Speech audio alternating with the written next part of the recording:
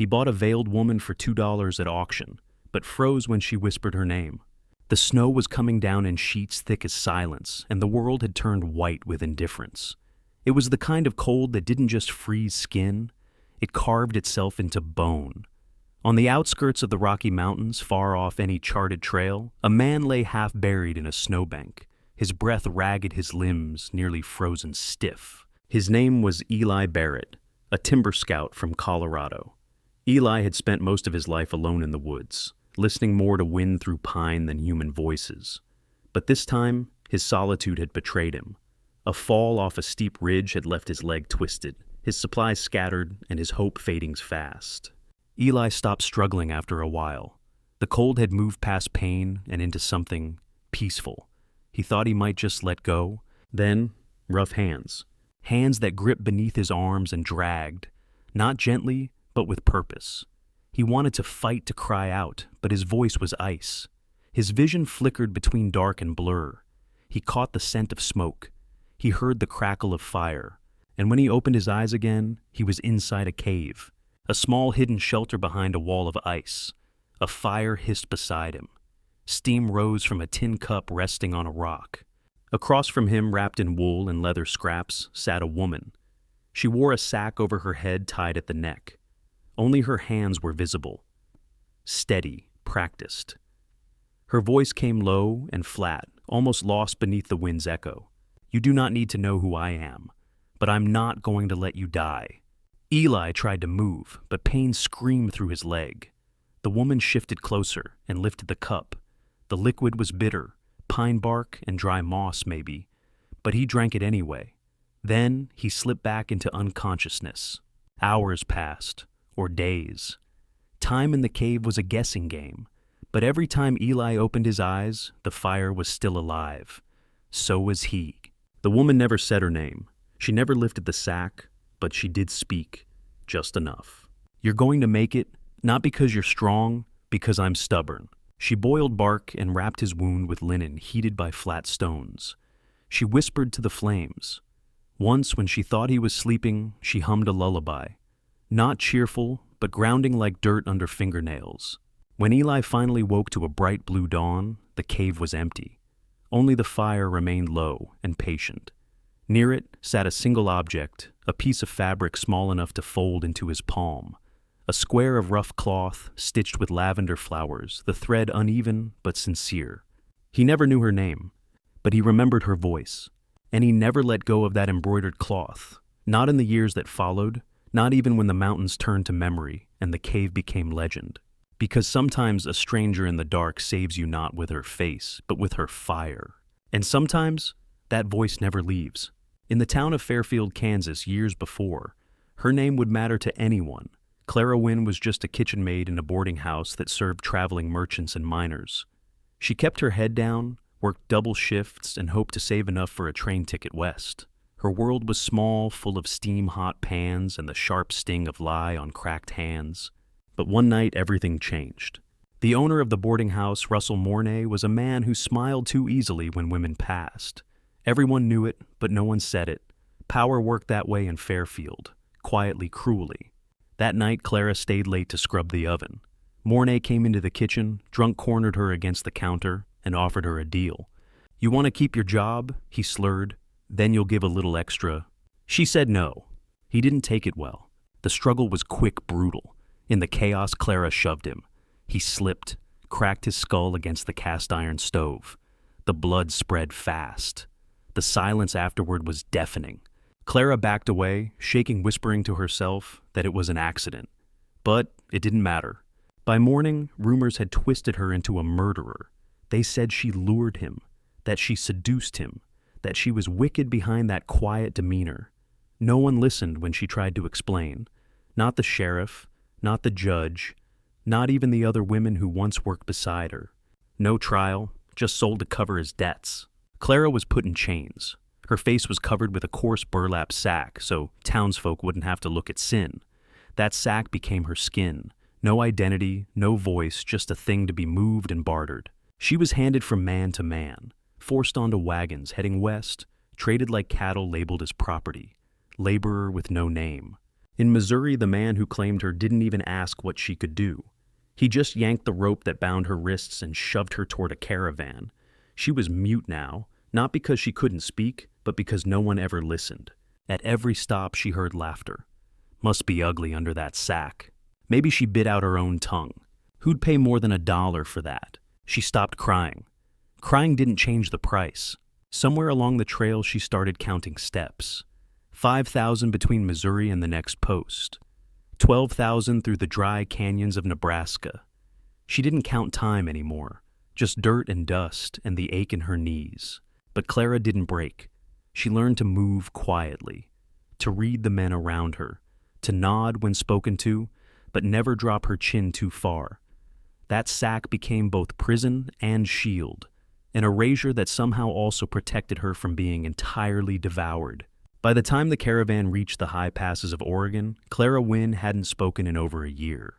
She barely remembered the sound of her own voice, until a man offered $2 to take her away, and for the first time in countless miles, her heart skipped. Not out of fear, but out of something closer to confusion. She didn't know his name. She hadn't seen his face, but something in the way he said, "I'm not buying a face, I'm marrying a person," cracked through her silence. She clenched her fists under the sack, because beneath the shame, the heat, the dust, and the memory of Russell Mornay's blood on the stove, Clara still remembered the firelight from the cave, the stranger she once saved, and she wondered, would he remember her voice? The wind curled through the dry town of Whistlebend, Oregon, carrying dust wood smoke and the stale scent of old sweat. It was the kind of place where law wore a crooked badge, and mercy was often sold out by noon. At the edge of the square, a makeshift platform had been nailed together. 2 wagon crates, a few loose planks, and one rusted sign that read, "Bonds and Labor Final Sale." The crowd was thin, mostly men, rough men, loners, miners, broken farmers, all of them restless and bitter. And standing center stage barefoot and bound at the wrists was a woman with a burlap sack tied tight over her head. She didn't flinch when the crowd laughed. She didn't move when someone shouted, "Bet she's got no teeth." She just stood, dusty, silent, unmoving. The deputy slammed his palm against a post. "Last one. For the day folks says she can work, says she'll obey. Can't vouch for her looks. Been covered since Missouri." He grinned cruelly. Starting bid, $2. Laughter, spitting. A few men turned away. One even mocked a prayer sign toward the sack like she was cursed. For a long, brittle moment, no one moved. The woman's breath remained steady, even not brave, just measured, like someone who had learned not to shake even when afraid. Then the crowd shifted. From the back, a man stepped forward, not tall, not loud, but solid, worn boots, canvas coat. A black Stetson pulled low, mud on his sleeves, calluses on his hands. His axe handle was wrapped in leather, and the trail dust on his coat was weeks old. His name was Jonas Reed, though few in town knew it. He was a mill hand turned woodsman, a man who'd once worked the hills alone for seasons at a time, without saying a word. He raised his hand. $2. The crowd stilled. The deputy narrowed his eyes. "You sure stranger she ain't said a word. She might be crazy, might be cursed." Jonas didn't blink. "I'm not buying her. I'm marrying her." Even the wind stopped. No laughter this time. The deputy scratched the back of his neck. "Fine.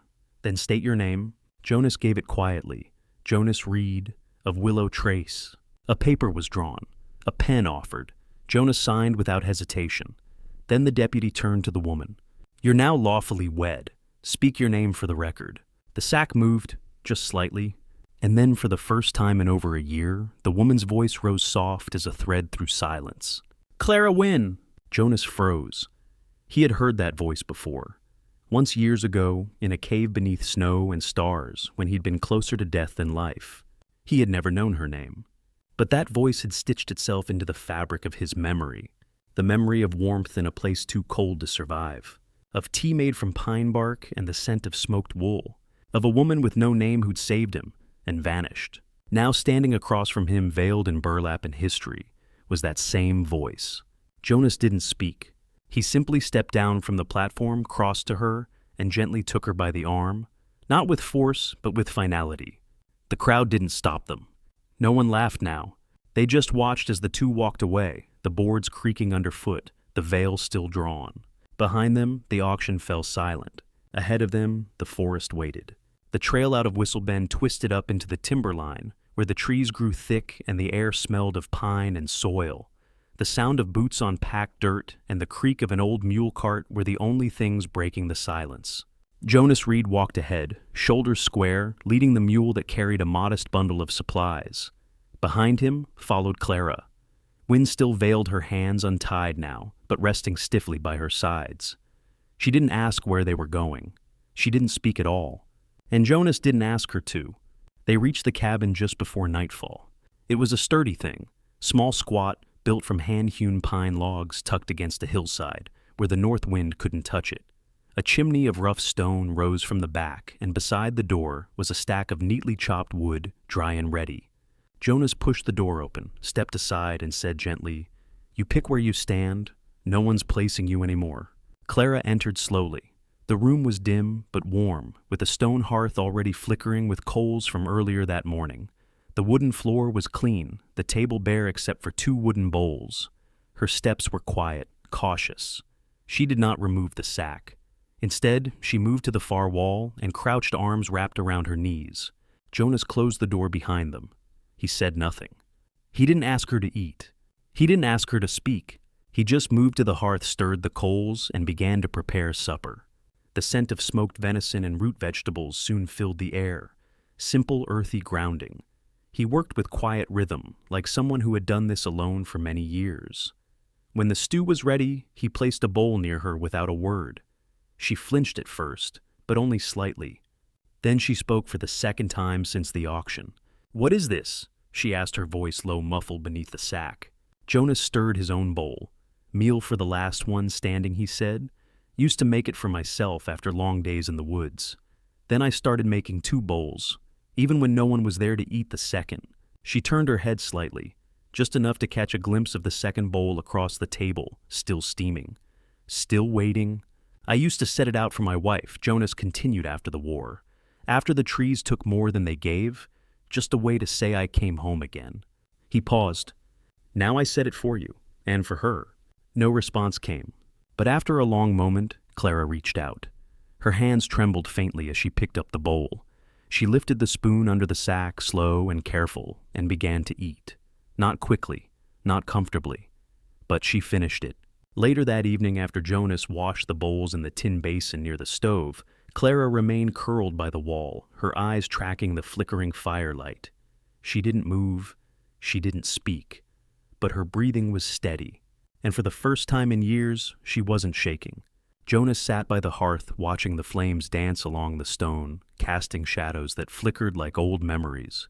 Outside, the forest moaned quietly in the wind. Inside, the silence wasn't hollow anymore. It was earned. Not the kind of silence that comes from fear, but the kind that grows from the start of understanding. Morning broke slow over the mountains. Pale light spilled through the cracks in the cabin's shutters, drawing faint golden lines across the wooden floor. The fire in the hearth had burned low, leaving behind only glowing coals, and outside a jaybird called, once before disappearing into the mist. Clara Wynne stirred from her spot against the wall. She hadn't slept much. Dreams had come sharp-edged and jumbled. Faces she couldn't forget, hands that had hurt, voices that had twisted truth into poison. But when her eyes opened, the quiet hum of the forest reminded her where she was. Not a jail cell, not a wagon, not a stranger's floor, but a cabin. A place not built to contain her, but to hold space. She sat up slowly and noticed the bowl from last night washed and dried, placed neatly near the hearth. Jonas was outside, she guessed. He always rose early, chopping wood, tending to the mule. She listened for the soft rhythm of his boots and the thump of logs, and, for some reason, the familiarity of it made her chest ache. She stood. Her legs ached from days of hard travel, but they held. She moved toward the small table and ran her fingers along the grain of the wood. She didn't yet know what to do here, how to be here.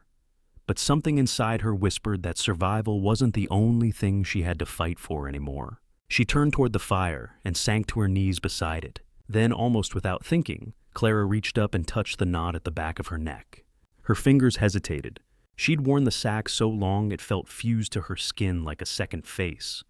It had spared her judgment, spared her the stares and the whispered curses. But it had also taken everything else. Her voice, her identity, her name. She untied it slowly. The fabric slipped from her head and dropped into her lap. The air touched her face like it hadn't in months. Cool, dry, clean. She winced. It wasn't shame. It was just rawness.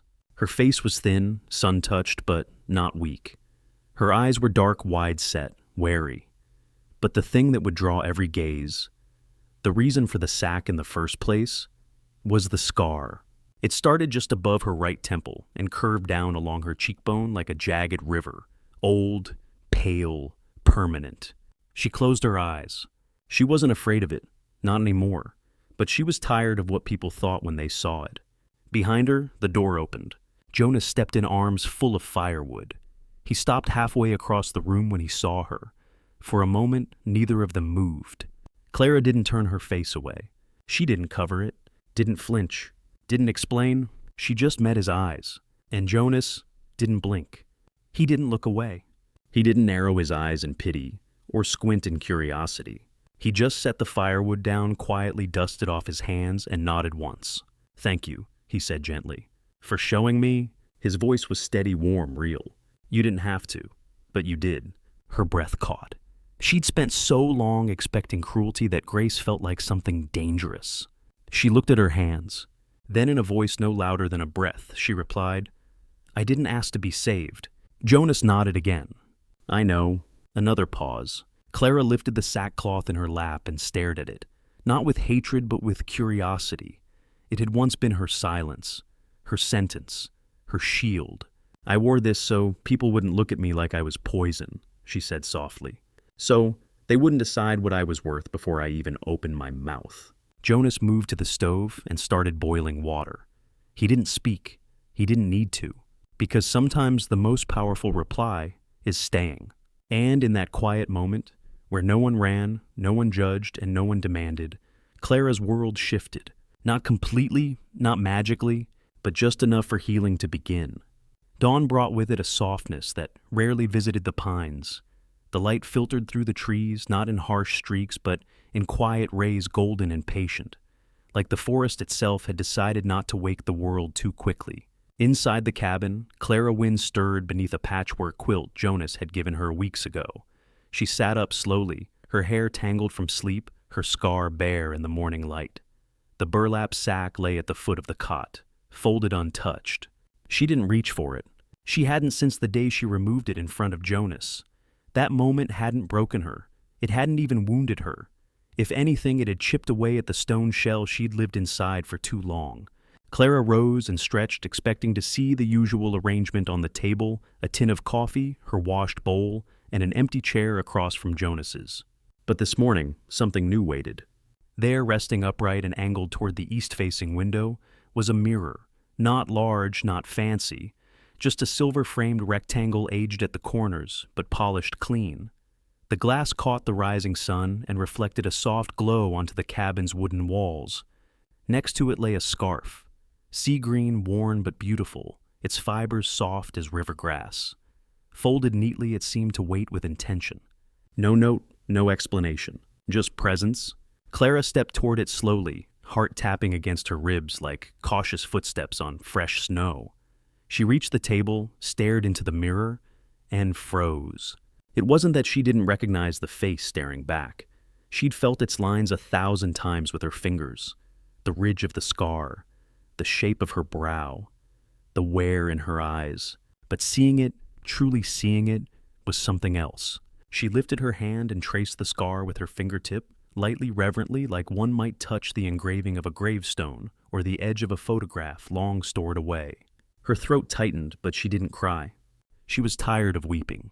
Instead, her gaze shifted to the scarf. She picked it up. It slipped between her fingers like silk, cool and clean. There was care in its folds. It hadn't just been laid there, it had been offered. Clara brought it to her head. Not to hide, but to shape. She wrapped it loosely, tying it at the nape of her neck, letting her face remain visible while the edges softened the lines of the scar. It didn't erase the past. It didn't pretend it never happened. But it gave her choice. When she turned back to the mirror, she saw someone new. Not the girl who fled Fairfield. Not the ghost who sat in chains behind a sack. Not even the woman who whispered her name at an auction stage. This face belonged to someone who had survived and chosen to keep going. Behind her, the door creaked open. Jonas entered carrying a pail of water. He paused when he saw her by the table scarf draped over her hair mirror, catching the sun like it had been waiting for her. He didn't say anything at first. Then, almost in a whisper, he offered that scarf. It was my wife's. His eyes stayed soft, voice steady. She wore it on the days she needed to feel like herself again. Clara didn't flinch. She didn't turn away. She met his eyes with quiet resolve. I thought maybe it would suit you too, he added. A long breath passed between them. Then Jonas said clearly and gently, anyone who tries to make you ashamed of what you've lived through is blind, and the blind don't get to judge beauty. Clara's lips trembled not with fear, but with release. The tears came slow this time, not hot, not bitter, just warm. She turned back to the mirror, laid her palm against the glass, and let herself be seen. Really seen, and for the first time in her life, it didn't hurt. A storm had been threatening the sky all morning, the kind that didn't announce itself with thunder, but with a slow creeping weight in the air. It was the kind of weather that made even the birds fall silent. Jonas Reed felt it in his bones. He stood at the edge of his property line, axe in one hand, watching the trees shift uneasily in the wind. Something else was coming. Not just a storm. Trouble. It arrived just after noon on horseback. The rider came in from the southern ridge alone, tall in the saddle, wrapped in a trail-worn duster. His hat hung low, and his boots were caked in miles of red dust. He dismounted with the grace of someone too practiced with violence. He walked into Miller's Outpost, the only saloon in a 2-day radius, and ordered a drink he didn't touch. Instead, he started asking questions. Looking for a woman, he said, scarred face. Was wearing a sack last folks saw her. Came up this way not long ago. Might be traveling with a man. Quiet type. Cabin in the hills. No one answered. But people listened. Word travels faster than wagons in small towns. By dusk, the whispers reached Jonas's ears. There's a man asking about your wife. Jonas didn't wait. He made for the sheriff's office in the valley and arrived by nightfall. The lawman was no friend, but he wasn't crooked either. Name's Fletcher Cutter, the sheriff said. Bounty hunter from down near Deseret. Reputation's not clean. He's got a license, but he tends to bring folks in breathing less than when they left. Jonas said nothing, just stared at the map on the wall. His jaw clenched tight. He's hunting her, he finally said. Back at the cabin, Clara stirred a thin soup over the fire. When Jonas returned, he didn't shout, didn't panic. He simply walked in and set his hat on the hook. She looked at him, her face open now, scarf framing her features, strong calm. He's here, Jonas said. She didn't speak. She didn't need to. She walked across the room, opened the wooden chest at the foot of her cot, and pulled out the sack. It was still folded the way she'd left it weeks ago, crease-stained, quiet. She held it in her hands for a long time. I'll wear it, she said at last. One more time. Jonas stepped forward. You don't have to. Her eyes met his. This time, I choose it. That night they laid out a plan. Clara would ride east at first light, taking the fire road that twisted through the woods. The same path she once imagined dying along, she would now ride for survival. And justice. The idea was simple bait. Cutter would follow the ghost. A veiled woman alone, scarred. He wouldn't resist. Jonas would circle south, ride hard to the sheriff's station, and wait at the pass with 2 deputies. If all went right, Cutter would ride straight into a snare. By dawn, the plan was set. Clara stood beside Jonas's second horse sackcloth, drawn tight over her head, fingers steady on the reins. She mounted without help, without hesitation. Jonas stood by, watching her silhouette against the pale orange sky. He didn't say goodbye. He didn't need to. She turned toward the trail, heart beating like thunder in her ears. But her hands were steady. Not from fear, from resolve. And then she rode, into the woods, into the trap, into the final confrontation with a past that had chased her for too long. The forest didn't try to stop her. It simply parted. The fire road twisted like a snake through the eastern hills, its edges lined with brambles and tall grass that whispered against passing boots. Sunlight filtered through the canopy and scattered shards, and birds flitted nervously from branch to branch, sensing something unnatural in the air. Clara Wynne rode through the trees like a shadow resurrected. The sack covered her face again just as it had for so long, but this time it wasn't there to silence her. It was a disguise, a weapon. Her back straightened with each mile, not from defiance but from choice. The woman who once wore the veil to disappear was now using it to confront. Behind her, she knew he was coming. Fletcher Cutter wasn't the kind of man to miss a trail. A veteran tracker, he followed signs most couldn't see. Broken twigs, fresh hoof prints, the scent of fear on the air. But this time, there was no fear, only bait. By midday, Clara had reached the old stone bridge at Hollow Creek, the place they had agreed upon. She dismounted, tying the reins loosely to a branch, and walked to the edge of the overlook. From there, she could see the pass ahead, narrow boxed by rocky cliffs. Perfect for an ambush. And sure enough, waiting below, mostly hidden by pine and scrub, were Sheriff Garrison and 2 deputies' rifles slung across their backs, eyes sharp with expectation. Beside them, Jonas sat astride his horse, silent, coiled. He had taken a different trail to reach this spot ahead of Cutter, and now they waited. The wind shifted. A moment later, hoofbeats echoed down the trail. Clara didn't move. She stood perfectly still, the sack fluttering gently around her neck, her frame unmistakable. A lone, veiled woman in the woods. Cutter emerged from the trees like a bullet. He didn't slow, didn't call out. He just reached for the revolver at his side. But before he could even lift it, the sheriff stepped out. "Drop it, Cutter." The bounty hunter jerked his head in surprise, saw the rifles trained on him, and hesitated. Too long. Jonas surged forward, his horse cutting off Cutter's retreat. The trap closed in an instant. Cutter tried to spin his mount, but the deputies had him boxed. One reached up and ripped the weapon from his hand, while another yanked him from the saddle. He hit the dirt with a grunt, dust curling around him like smoke. "You're under arrest for unlawful pursuit, intent to harm, and assault under false pretense," the sheriff said, binding his wrists tight. "Now's bites thou," Cutter snarled. "She's a killer!" But his voice didn't carry the certainty it once had. Not with the badge shining in the sun. Not with Jonas standing tall, silent beside him. And certainly not with the woman on the hill standing still watching. Clara didn't descend until Cutter was tied and mounted backwards on his own horse. When she finally rode down, every hoofbeat was deliberate. Jonas was the first to meet her eyes. Well, the eyes beneath the veil. He held out his hand as she dismounted. She took it, grounding herself for what came next. Then, with the calm of someone who had nothing left to fear, she reached up, untied the sack, and let it fall. The breeze caught it for a moment, before it tumbled into her hands. She looked at it, turning it over once, twice. Jonas watched her carefully, unsure of what she would do. She could have thrown it into the fire, buried it, torn it. But she didn't. Instead, she folded it slowly. Then she said almost to herself, "It saved me one last time." Jonas tilted his head. "Not because it hid you, but because you used it." She nodded, quietly, peacefully. "Exactly." The sack was no longer her shame. It was her tool, her shield, her strategy. And as Cutter was led away in chains, muttering threats no one cared to hear, Clara stood beneath the open sky and realized she had stopped running. Not just from him, but from the part of herself that had once believed she had no power.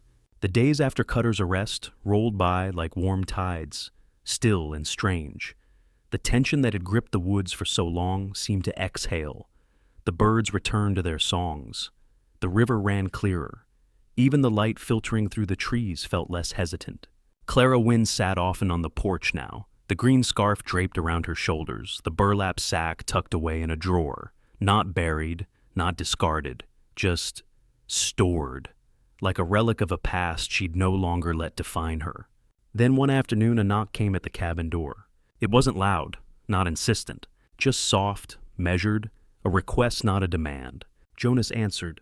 Standing on the porch was a woman in a faded travel dress, her boots dusted with road clay. Her skin was warm brown, her hair pulled back in a tight braid, and her eyes, tired, uncertain, searched the doorway like someone returning to a place they had abandoned too long. She held her hat in both hands. "Name's Mavis," she said. "Mavis Cole. I used to work at the boarding house in Fairfield." Behind Jonas, Clara had stepped into the frame. Their eyes met, and for a moment, the world stopped. Clara's breath hitched. Her grip on the doorframe tightened. Mavis stepped back, guilt flooding her face. "I heard you were up this way," she said, voice trembling. "Figured it was time I stopped being a coward." Silence held between them. Then Mavis spoke again, slower this time. "I saw what happened that night. I saw him pull you into the back room. Heard you scream, heard the crash, but I didn't speak up." She looked down at her boots. "I needed the job. I needed to eat. I told myself it wasn't my business." Clara didn't speak, but her eyes said everything. Pain, recognition, something older than either. Mavis lifted her gaze. "I'm not proud of that. I live with it every day. But I want to make it right. If you'll let me." Later that evening, they sat around the cabin table, Clara, Jonas, and Mavis, while the fire crackled low. Mavis recounted everything she remembered, the bruises on Clara's arm the next morning, the way the room smelled of blood and iron, the hush that fell over the staff like a funeral bell. "He was wrong," Mavis said finally. "You were right to fight back, and they were wrong to blame you." Jonas brought out pen and paper. Together they wrote it all down, every detail Mavis could remember. She signed it carefully, slowly, like she was signing an oath. The next day, Jonas rode the letter down to the sheriff's office. From there, it would be sent to a judicial office in Desiree, where Clara had once been sentenced without a trial. This time, though, her name was spelled right. Her story was whole. Weeks passed. The sky warmed. Wildflowers opened along the ridge. The forest floor, once cracked and dry, softened beneath their boots. And then one morning, a rider appeared at the edge of the trail. It was the sheriff. He stepped down, removed his hat, and handed Jonas a sealed envelope. Inside were only a few words. Charges against Clara Wynne dropped. Case closed. Warrant rescinded. Jonas read them twice, then walked them into the cabin. Clara didn't cry. She didn't laugh. She simply held the letter like something fragile, like it might vanish if she breathed too hard. Then quietly she stepped outside. Past the woodpile. Past the mule. Down the worn path to the trees. She knelt beneath the tall pine where she had once buried her hope. Literally, the sack she no longer needed. Her fingers brushed the moss. The sun filtered through the boughs like soft gold.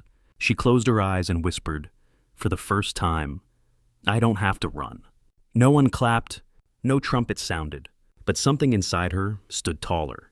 Because justice hadn't come with fire or fanfare, it had come on paper and in the trembling voice of a woman who'd finally decided to stand beside the truth.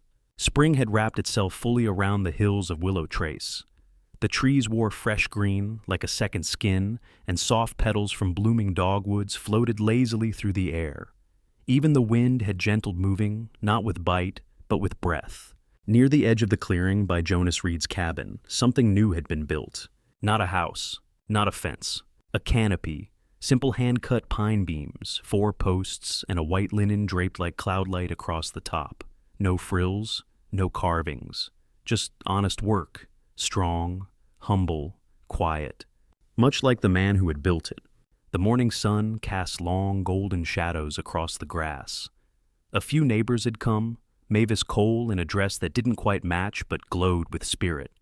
Old Mr. Hatch, the blacksmith from town, holding a worn bottle of apple brandy. Lydia and Francis the shopkeeper and his wife, who brought a basket of fresh bread and a bouquet of mountain lavender. They weren't many, but they were enough. Inside the cabin, Clara stood in front of the mirror. She had spent the early hours brushing out her hair, letting it fall loose down her back. Her dress, made of plain muslin the color of cream, fit perfectly every stitch sewn by her own hand on quiet nights filled with hope she never dared to name. And on her head, a veil. But not just any veil. Jonas had taken the burlap sack that once masked her identity, washed it clean, sun-dried it over cedar, and cut it into a delicate square.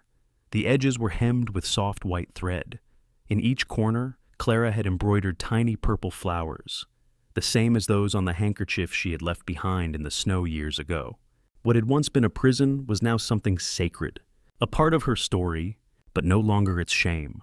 She stepped out of the cabin, and the forest fell still.